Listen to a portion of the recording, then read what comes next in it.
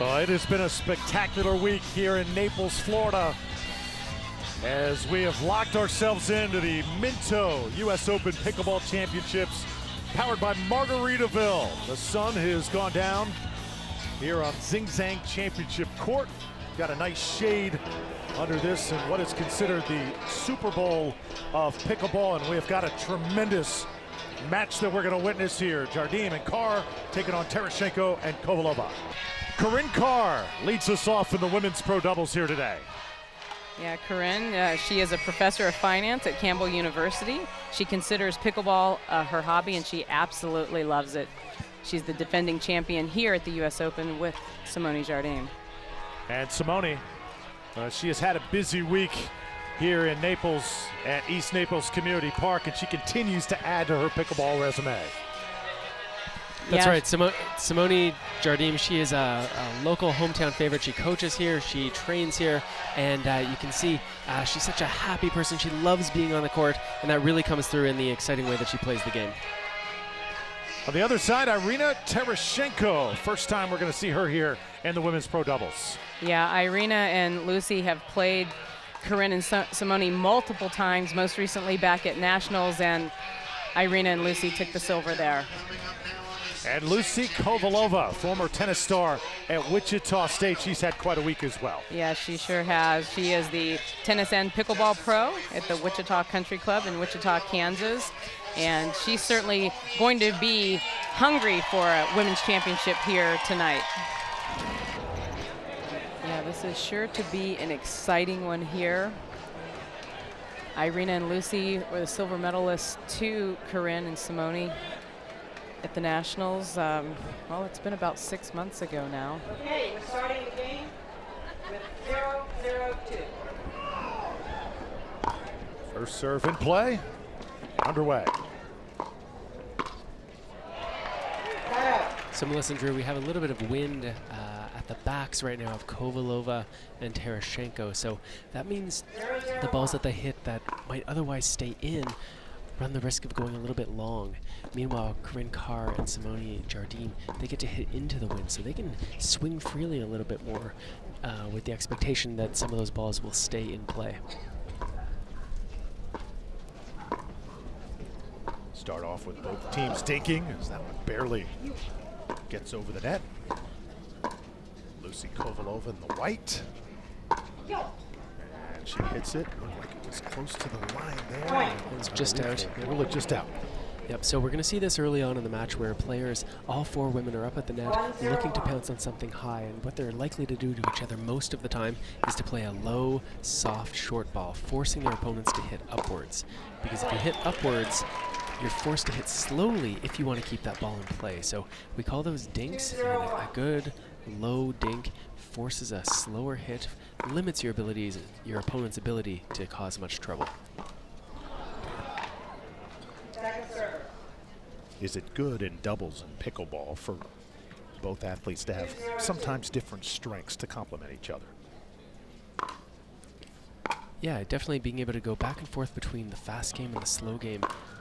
You're going to see here right now that Corinne Carr, how are we going to distinguish them? Corinne Carr, who's got the white shoes, the blonde hair, wearing the visor, she's going to play a lot of the slower balls, and it's going to be Simone who's looking to pounce on something that's high, like that. Teeing off right now. Yeah, and all four of these players play as partners on a regular basis and have for a long time now, so they know each other very well. They know each other's strengths and weaknesses very well. And Simone and Corinne, they have a nice 1-2 punch, and Corinne's got some of the best defense in the game as well. And then Lucy and Irina, they have strengths in their soft game, in their hard game, and their defense as well. A little bit of a slow start for Lucy Kovalova. So we saw there Irina Tereshchenko, who's wearing the gray hat with the pink shorts. She stepped outside of the non-volley zone, outside of the kitchen. The kitchen is a two-dimensional surface. You can't be standing in there and volley the ball out of the air without a bounce. However, you can reach over into that zone, and you can do that from the back of the court, from behind the kitchen line, or you can do it up from outside, beside the non-volley zone, up near the net post, looking to intercept something that's just a little bit too high.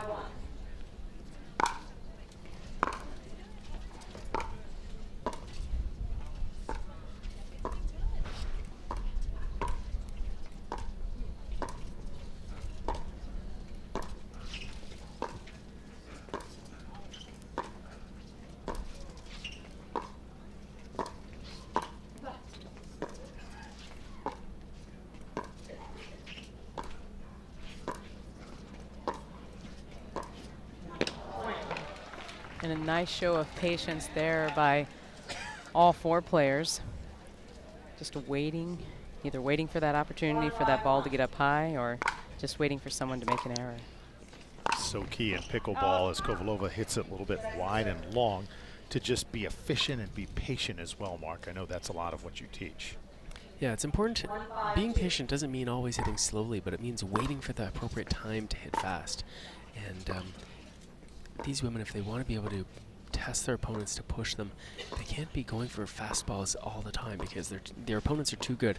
They're going to be able to handle those fastballs, as we saw there. Oh, that could have been a ball that Lucy Kovalova could have pounced on.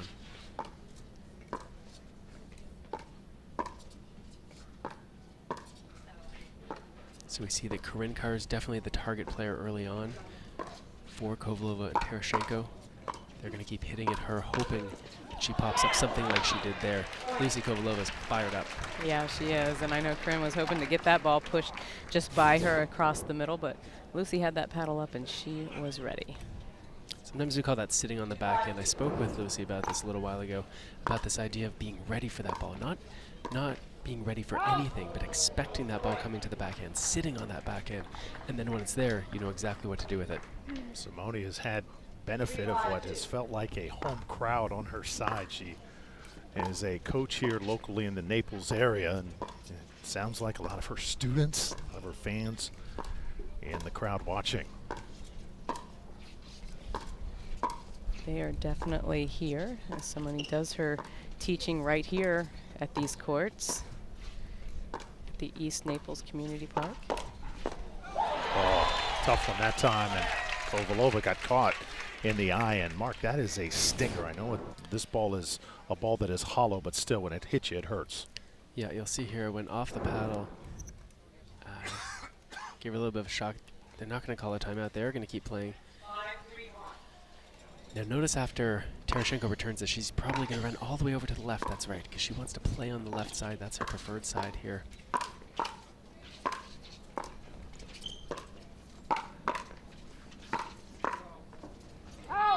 And we call that stacking in pickleball, Mark. What do you think Irene is thinking in wanting to take that strategy here with Lucy here tonight? Well, I think what they're trying to do is they're trying to set it up so that Lucy Kovalova gets to play forehands when they go out wide to Kovalova. And by putting her on the right-hand side, if they're going to go wide enough that Kovalova has to play it, it's going to be with her forehand, which she likes. Terashenko, on the other hand, likes playing those backhand dinks. So even though it's her turn to serve from the right, she's going to serve, she's going to slide over to the left right here, and now play from her preferred side.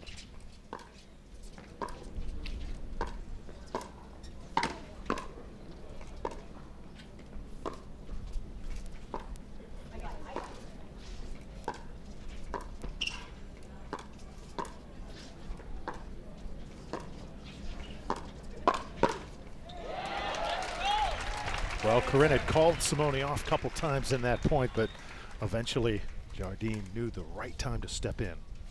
Yeah, and it's a way, you know, when you have a player that you're targeting, the way that Kovalova and Terashenko are targeting Corinne Carr, then the other player's job is to put some pressure on to say, fine, if you're going to hit to the target player, you better be really precise because I'm hovering over the middle there. I'm looking to intercept something. I'm looking to poach. And if you want to get it to the target player, you better be really on target.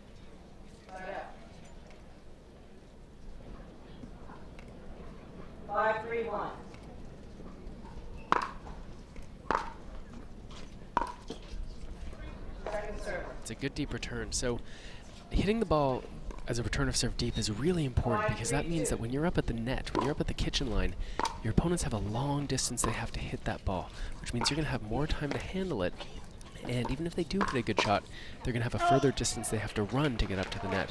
So you're going to see these players mostly hitting returns of serve that keep their opponents behind the baseline as they're hitting that third shot.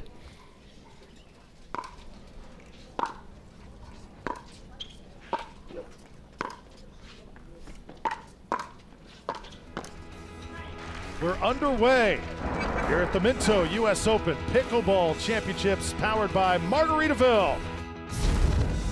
U.S. Open Pickleball Championships on CBS Sports Network is sponsored by Franklin, the official bag, glove, and starter set of the U.S. Open Pickleball Championships.